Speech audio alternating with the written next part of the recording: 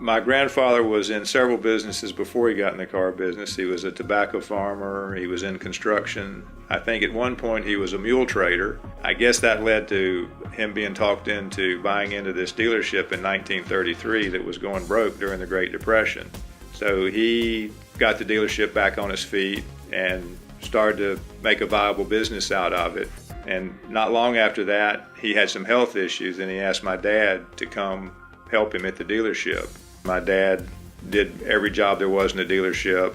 I got a picture of him with a broom in his hand. I mean, I'm sure did everything as my grandfather probably did at the very first. And then World War II came and there was a shortage of everything. There were no new cars to sell, there were no parts. At one point we were down to 12 employees, including my dad. They sold used parts, used tires, pumped gas, made parts, did repairs as best they could on the cars, and sold what few used cars were available. There were no new cars to sell. You know, there's been lots of ups and downs over the years, but one constant has been just trying to treat customers with respect, treat our employees the same way, create a great environment for customers to come in and feel comfortable.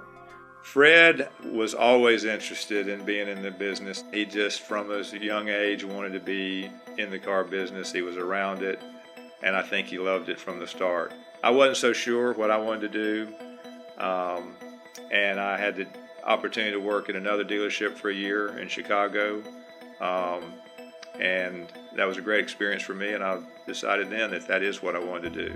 We have the fourth generation in the business now, which we're very proud of that. Fred has 3 sons, Omni, West, and Brad, and I have 2, Louis and David. All 5 members of the fourth generation have different talents, and they play different roles in the dealership, but one thing they all do is help keep us current. Things are changing rapidly, and we have lots of younger customers, lots of different ways to communicate with them, and we're staying on top of that with the help of the fourth generation.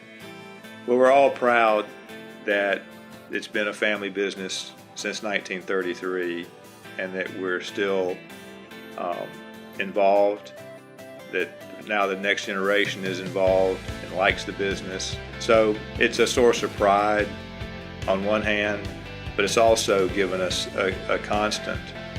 There's a thread from 1933 to today, and hopefully into the future, of treating customers with respect, doing the right thing every day, trying to give them value for their dollar. It's not that complicated. It's what we do, what we've always done.